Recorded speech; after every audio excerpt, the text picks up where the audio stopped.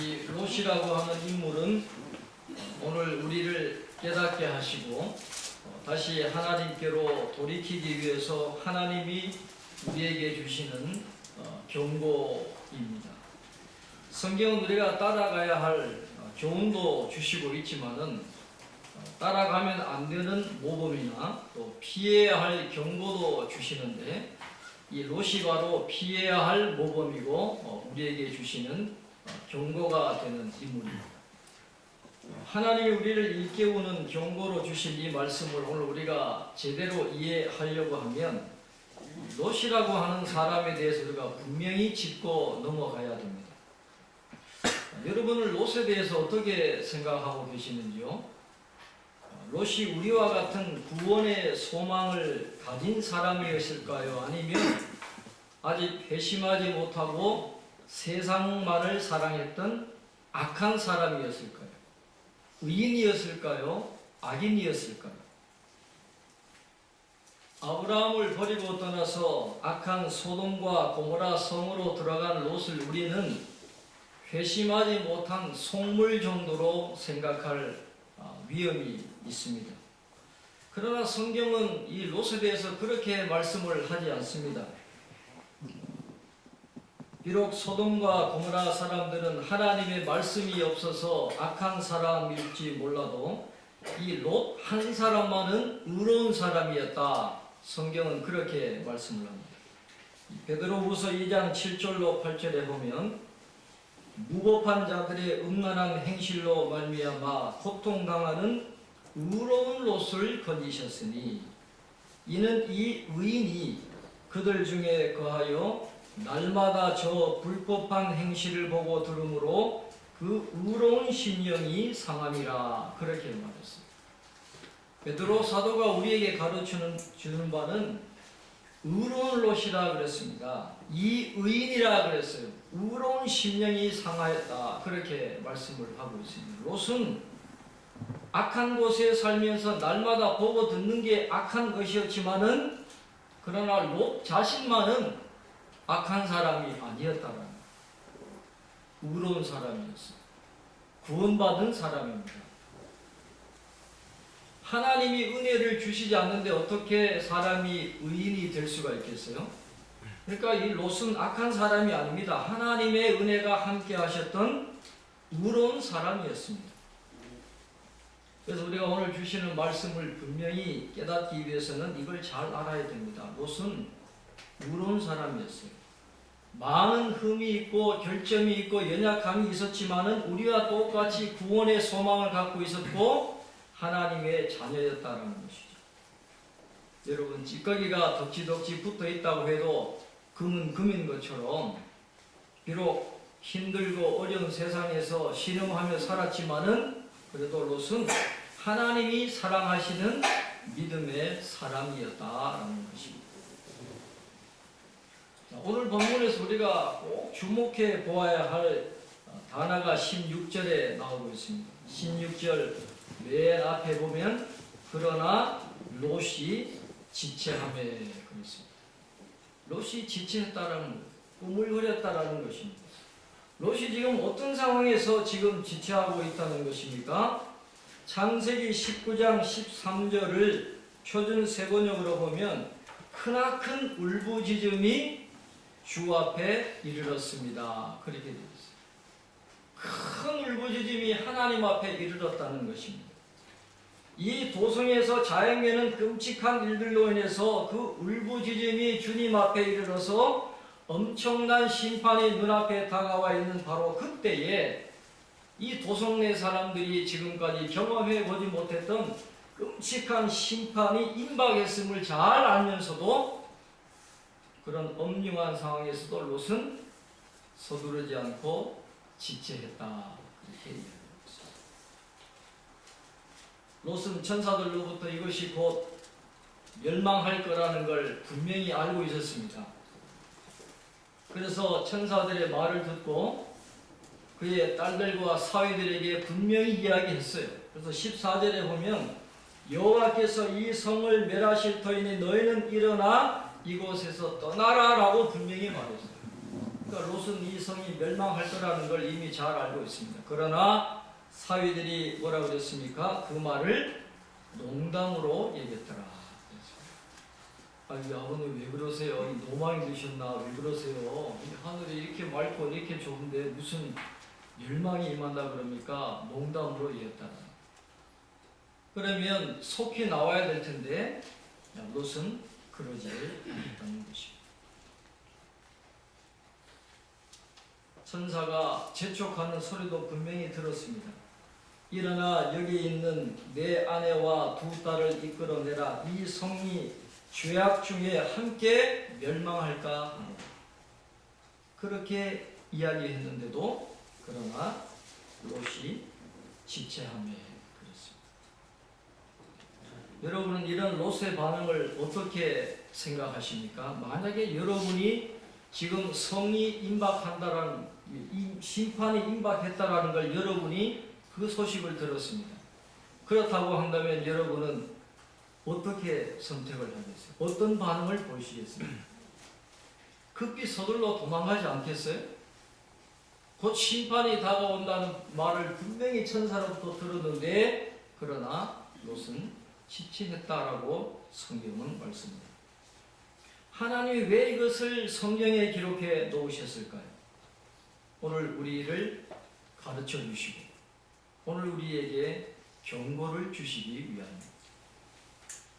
두려운 사실은 이 시대의 그리스도인들 가운데 많은 사람들이 롯과 같은 태도로 살아가고 있다.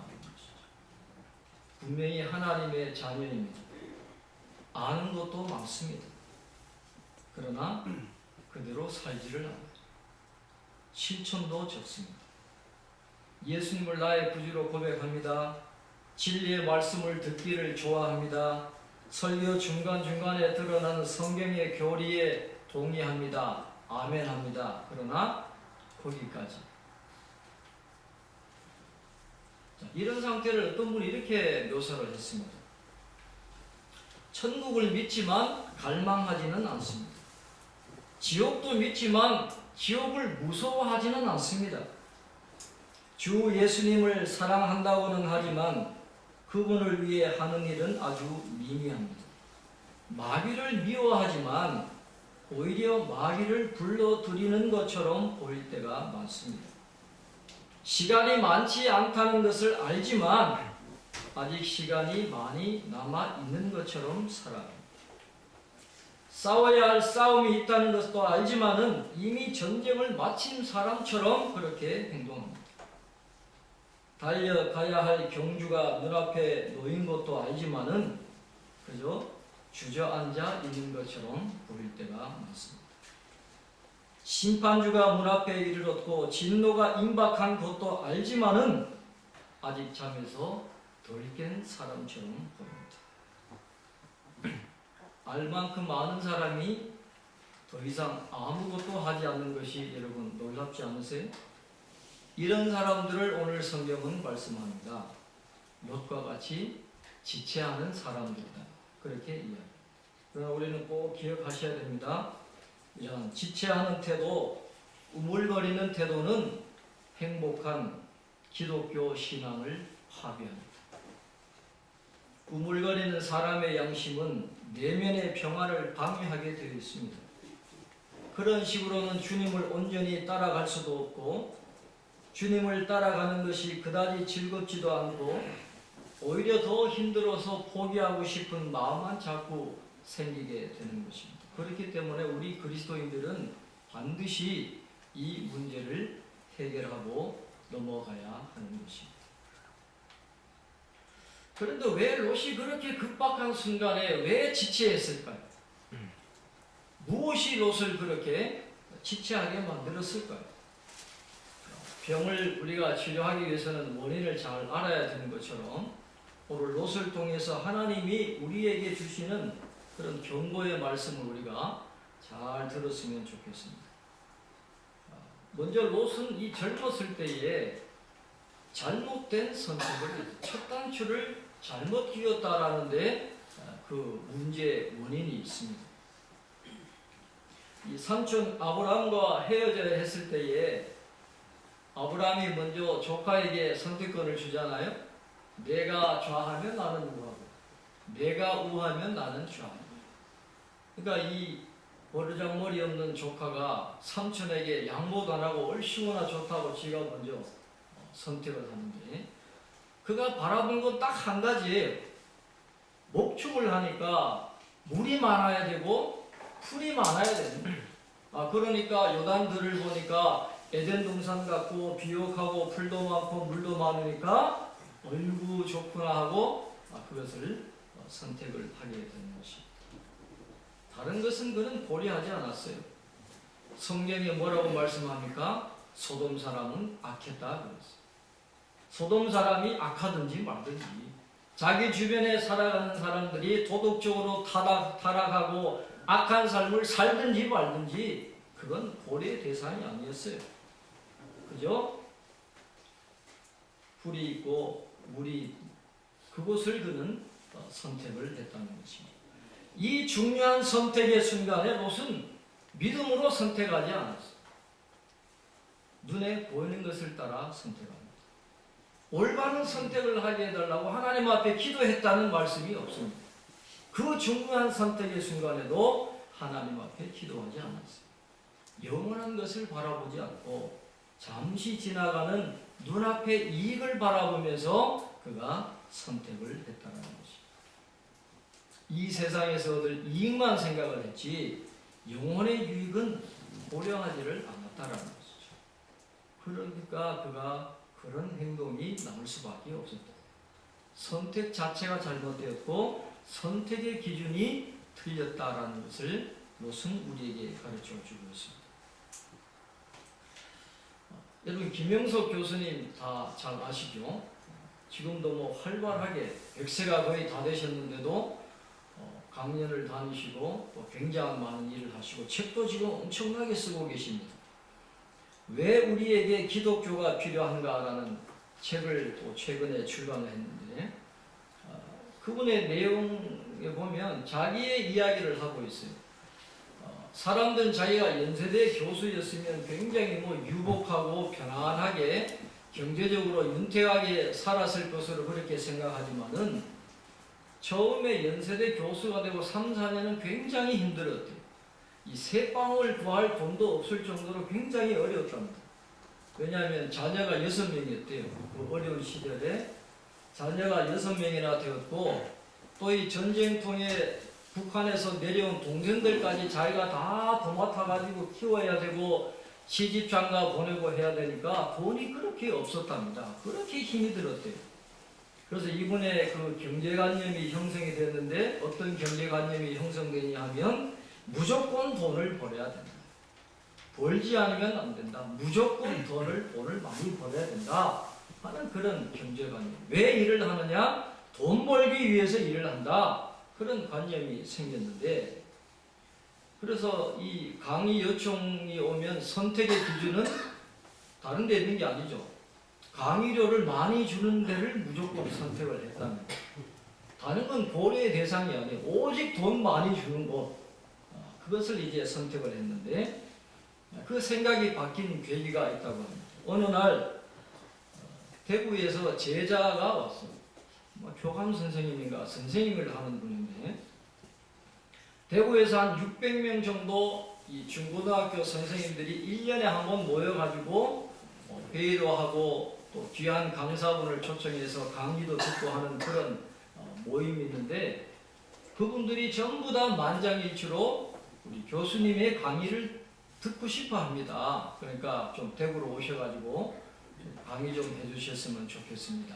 그러고 부탁하라고 올라갔대요.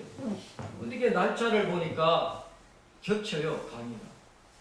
그날 강의가 잡힌 곳이 어디냐 하면 삼성그룹 강연회 강사로 정해져 있는 거예요. 자, 여러분 삼성그룹 강연회를 가겠습니까? 저 대구에 있는 600명 선생님들 모이는 그곳으로 가겠습니다.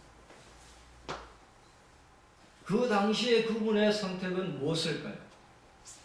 이 삼성그룹에 가면 왕복 교통비를 준답니다. 왕복, 편도도 아니고 왕복 교통비를 주고 다른 곳에서 강의하는 보다도 몇 배나 많은 강사료를 주고 또 서울이니까 시간도 얼마 걸리지 않고 그러니까 당연히 이 삼성그룹으로 쏠리는 거예요. 그래서 대구에 올라온 제자에게 미안하다고 삼성그룹에 이미 잡혀 있어서 내가 도저히 대구에 못 갈 것 같다. 그러니까 이 제자가 너무너무 낙심하면서 그럼 빈손으로 내려가야죠. 그리고 이 뒤로 돌아서는데 그 모습이 너무 쓸쓸하고 너무 미안해가지고 자기가 견딜 수가 없더라는 거예요.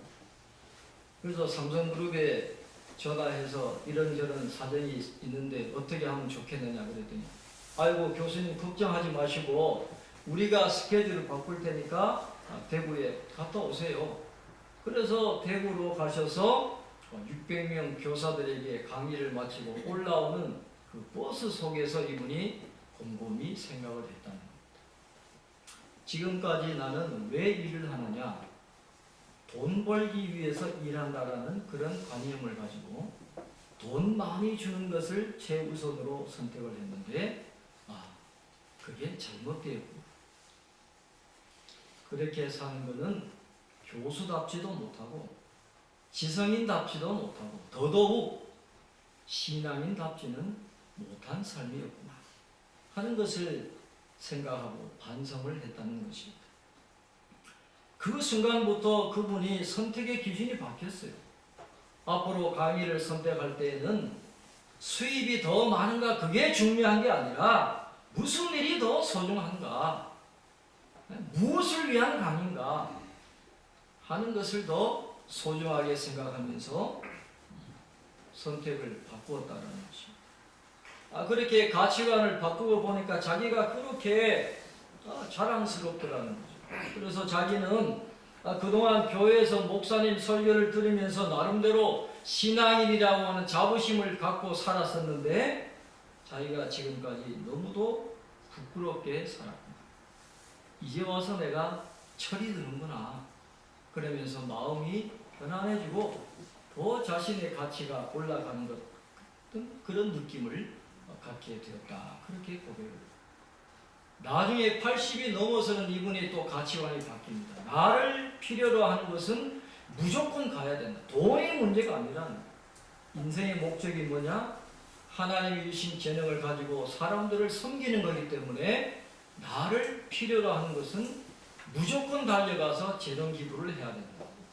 그런 인생의 가치관을 가지고 그가 살아갔다는 것이죠. 선택의 기준이 무엇인지 인생의 가치관이 무엇인지 우리에게 다시 한번 생각해 보게 되는 그런 말씀입니다. 우리가 이 롯이 우리에게 주시는 경고의 말씀을 우리가 다시 한번 생각하면서 우리가 지금까지 어떤 선택의 기준을 갖고 살아왔는지 우리가 어떤 인생의 가치관을 갖고 살았는지를 다시 한번 점검해보는 그런 계기가 되었으면 좋겠습니다. 또 우리가 기억해야 할 것은 롯은 이 죄인들과 함께 특별히 섞여야 될 이유가 없었어요. 특별히 그 안에 가서 살 이유가 없었는데 본인 스스로 그곳을 찾아갔다는 것입니다. 롯이 그 장막을 옮겨가지고 소돔성 안으로 들어간 건 큰 실수였습니다. 지금까지 대대로 살아오던 장막과 땅을 다 버려버리고 소돔성 안으로 들어갔는데 성경을 아무리 봐도 하나님이 그렇게 명령하셨다는 말씀은 없어요. 하나님이 보낸 게 아니에요. 자기 스스로 그 소돔성 안으로 들어간 것입니다. 왜 그랬을까? 성경에 나오지는 않지만 여러 가지 추측해 볼 수 있지 않겠어요? 롯의 아내와 딸들이 너무너무 싫은 거예요. 소돔성 같은 저런 화려한 도시의 삶이 있는데 장막에서 양이나 치고 있으려니까 견디지를 못하는 거예요. 그래서 도시의 쾌락을 쫓아서 소돔성 안으로 들어갔을 수도 있고 아니면 롯 개인의 욕심 때문에 목축을 하면서 짐승의 숫자를 더 늘리기 위해서 사람들이 많이 있는 도시로 들어갔을 수도 있을 것입니다. 그러나 문제는 하나님의 자녀가 특별한 이유도 없이 이와 같은 일을 하게 되면 그의 영혼은 점점 더 피폐해지고 만들어가는 것입니다. 성경이 그 많은 잘못된 선택을 하고 불필요하게 세상적인 사람 사이에 자리 잡는 것처럼 자신의 경건을 해치고 영혼에 대한 관심에 해로운 것도 없다라는 것을 우리가 잘 알아야 됩니다. 그렇게 되면 영혼이 무기력해집니다. 죄에 대한 느낌도 무디고 둔해집니다. 영적으로 분별하는 눈도 침침해지고 급기야 선악을 구분하는 것조차도 쉽지 않아요. 자주 넘어지게 되어 있고 선과 발에 영적인 마비가 오게 되어 있고 교회에 가는 발걸음조차도 무거운 짐을 지고 가는 것처럼 힘겨워지고 마는 것입니다. 이것은 삼손같이 자신의 머리털을 잘라서 블레셋 사람들에게 스스로를 내어주고 두 눈이 뽑히고 연자방아를 돌리는 노예로 전락하는 행위와 똑같다는 것을 우리는 기억을 해야 됩니다. 우리가 지체하는 자가 되지 않기 위해서 우리가 어떻게 살아야 할까요? 세상적인 사람과 불필요하게 사귀는 것을 여러분 조심하시기를 바랍니다. 내 영혼이 생기가 없고 나른하고 졸립고 나태하고 게으르고 굼뜨고 육적이고 어리석고 둔한 상태에 빠지지 않기를 바란다면 롯과 같은 선택을 하지 않도록 조심하시기를 바랍니다. 집이나 거처를 선택할 때도 환경도 좋고 이웃도 좋고 공기도 좋고 가격도 싸고 생활비도 적게 드는 것만이 중요한 게 아니에요. 더 중요한 건 몸뿐만 아니라 영혼이 윤택하게 되는지 반드시 고려하시기를 바랍니다. 직업을 선택할 때도 마찬가지입니다. 돈을 얼마나 많이 주는지, 일이 얼마나 편한지, 얼마나 전망이 밝은지 그런 것만 보지 말고 내 영혼을 윤택하게 하는 일인지 아니면 이 일이 내 영혼을 굶주려 죽게 하는 일인지도 우리가 따져볼 필요가 있다는 것이죠. 결혼도 마찬가지입니다. 잘생기고 취향도 맞고 배경도 좋고 애교도 넘치고 호감도 가고 편안히 살 집을 가졌다고 해서 그게 다가 아니에요. 화려하게 결혼해도 한순간에 헤어지는 가정들이 얼마나 많은지 모릅니다. 우리가 장차 살아갈 영원한 집을 추구하는 가정을 세워나갈 수 있는지 반드시 우리 젊은이들은 고려할 필요가 있다는 것이죠. 우리가 어떤 선택을 하는지가 우리의 삶을 결정하고 영원을 결정하기 때문에 선택은 굉장히 중요한 것입니다. 제가 들었던 이야기 중에 굉장히 제 마음속에 깊이 기억되는 한 이야기가 있습니다. 지방에 가면 이 청둥오리를 파는 그 식당이 있대요. 이 청둥오리는 철새잖아요. 그러니까 그렇게 많은 청둥오리를 어떻게 구하는지 손님이 궁금해가지고 식당 주인에게 물어봤습니다. 도대체 어떻게 청둥오리를 조달합니까? 그랬더니 그 주인이 이렇게 이야기해요. 청둥오리가 그 지역에 날아오는 때가 있대.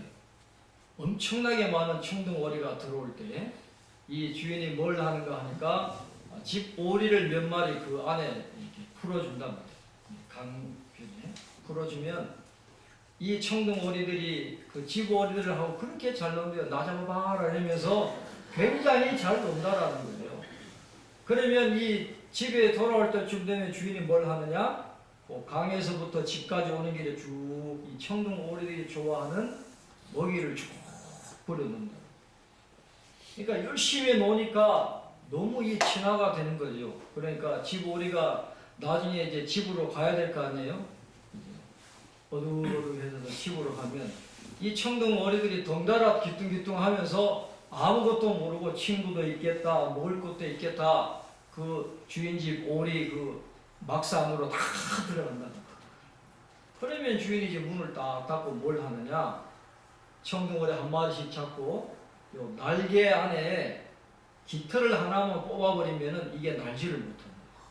뭐 다른 거 하는 게 없어요. 그냥 청둥오리 딱 잡고 날개 펴고 그것만 딱 뽑아버리면 날지를 못한다는 거예요. 그러면 그 청둥오리는 어떻게 돼요? 때가 되면 따끈한 요리가 돼서 손님 식당에 올라갑니다. 이거 누가 시켰나요? 시키지를 않았어요. 자기 스스로 걸어 들어온 거예요. 그게 죽으러 가는 길인 줄도 모르고 그렇게 걸어가는 사탄이 우리를 그렇게 유혹해요. 달콤하게 유혹합니다. 그러나 그게 죽음의 길. 역시 그 길을 따라가는 거예요. 그러니까 하나님은 우리에게 경고를 주시기 위해서 이 롯의 말씀을 기록해 놓은 것입니다. 우리 가운데 지체하는 분이 없었으면 좋겠습니다. 아멘. 아까 우리 신우철 이사님도 기도했지만은 시간은 우리를 기다려주지 않아요.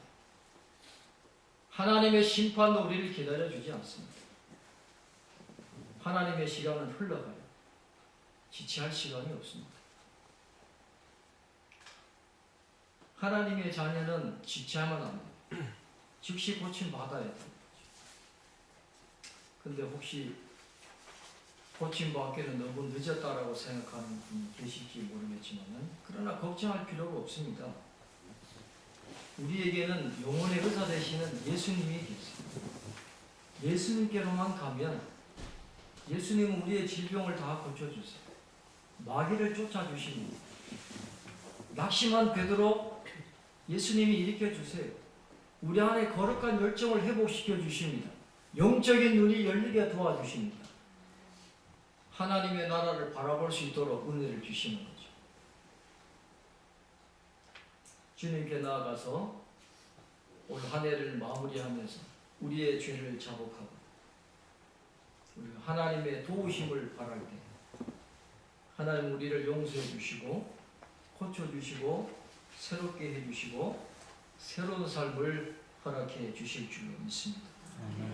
롯을 잊어버리시면서 깨어나시기를 바랍니다. 더 이상 머뭇거리지 말고 일어나서 힘있게 믿음의 삶을 살아가는 저와 여러분 될 수 있기를